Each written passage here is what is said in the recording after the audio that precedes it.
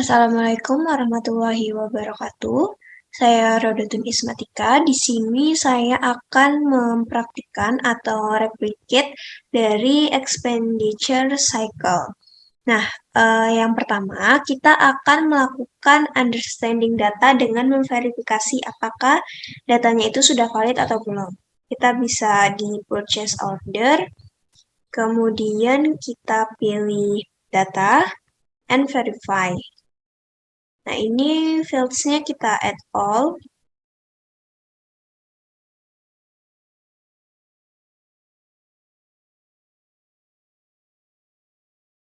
Nah, di sini null data validity error detected. Artinya semua datanya itu sudah valid.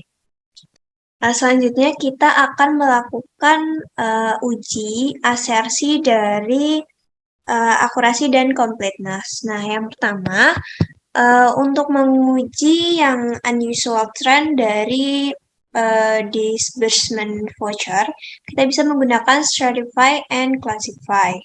Nah, jadi kita di sini bisa menggunakan voucher pay. Di sini kita yang pertama stratify dulu. Ini stratify on-nya full amount.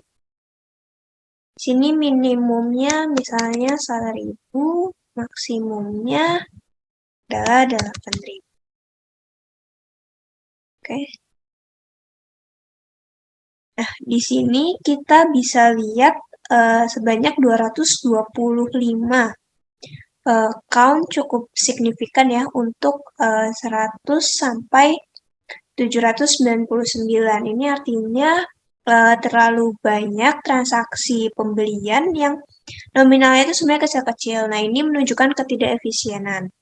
Kemudian kita bisa lanjut untuk melakukan analisis classify. Kemudian classify on-nya itu kita bisa menggunakan vendor number, kemudian full amount. Oke. Kita bisa lihat di sini transaksi paling banyak itu ada 21 count kepada vendor number 11663. Nah, ini nominalnya sebesar 82.000. Kalau kita lihat nominalnya sebenarnya nggak terlalu signifikan, tetapi jumlah transaksinya itu banyak. Ini bisa menjadi indikasi atau sinyal untuk auditor untuk melakukan investigasi lebih lanjut. Apakah terdapat hubungan istimewa terhadap vendor ini atau tidak. Selanjutnya kita akan menguji asersi akurasi dengan fitur join. Kita akan melakukan join antara table voucher pay dengan table purchase order. Nah, di sini di voucher pay kita bisa data, kemudian join table. Secondary table-nya itu kita pilih yang purchase order. Nah, untuk primary key-nya kita menggunakan PO number. Dan di sini kita juga bisa menggunakan PO number. Oke. Nah, ini untuk fields-nya kita bisa full amount, PO number,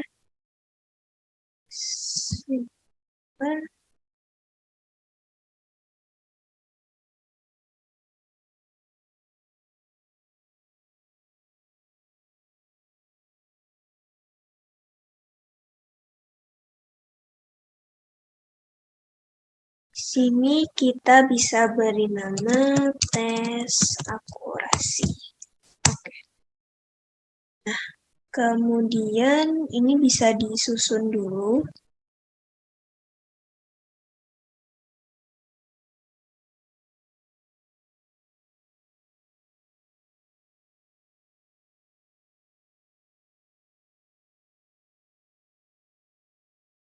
Kemudian kita bisa filter antara yang full amount dengan extended cost. Ini harusnya sama ya.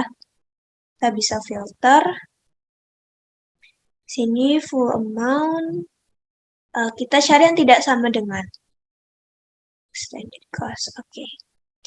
Nah, ini kita count record.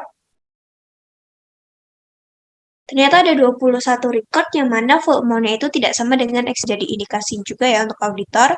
kenapa ini terdapat perbedaan? Apakah memang belum dibayar atau seperti apa? Selanjutnya kita juga bisa menguji apakah cost yang ada di purchase order ini sama dengan unit cost yang ada di master file inventory. Nah, untuk itu kita bisa melakukan join table juga. Jadi kita data, join table, inventory, key-nya itu kita menggunakan product number.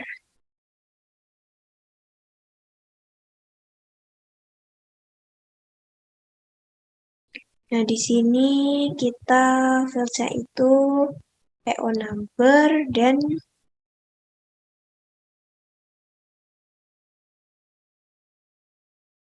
produk.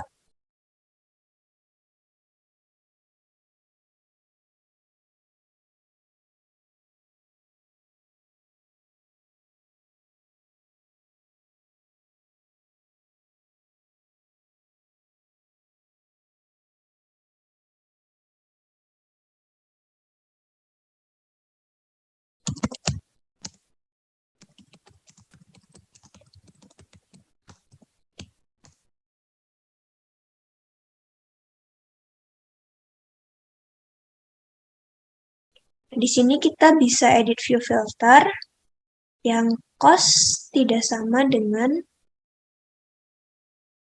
unit cost. Oke. Nah, di sini kita count record.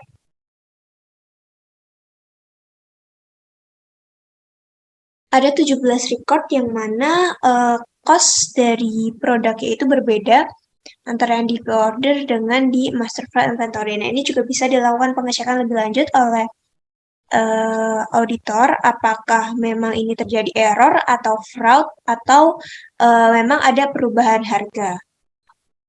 Selanjutnya kita akan menguji unrecorded liabilities dan unauthorized dari disbursement.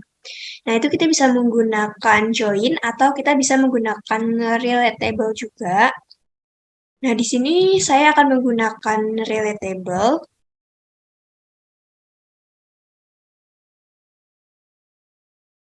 Nah, di sini untuk voucher pay, kita bisa data, kemudian relate table. Sini add table, kita relate dengan purchase order. Key-nya itu menggunakan PO number. Kemudian add column.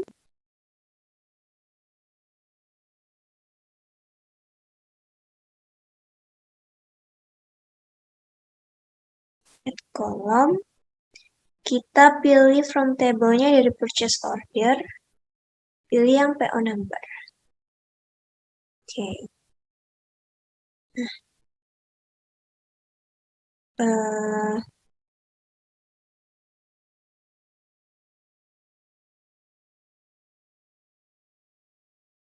kita filter.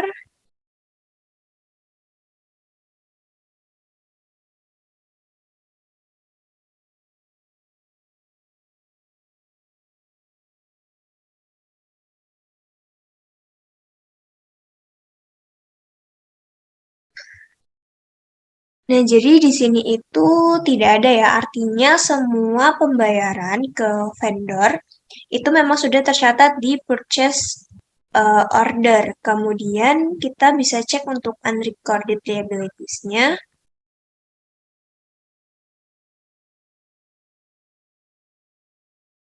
Ini kita bisa relate table juga. Ini karena tadi sudah saya relate dengan voucher pay, dengan key-nya itu sama PO number. Dan di sini kita add column juga.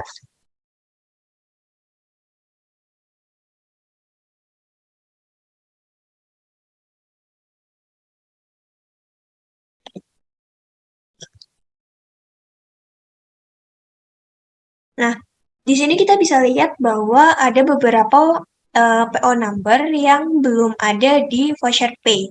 Nah, ini bisa menjadi indikasi bahwa ada liability yang belum atau tidak diakui atau mungkin memang ini sebenarnya belum dilunasi ya. Ini bukan error atau ataupun fraud, tapi memang benar-benar belum dilunasi. Selanjutnya kita akan menguji apakah terdapat multiple check dengan fitur duplicate. Nah, di sini kita menggunakan tabel voucher pay.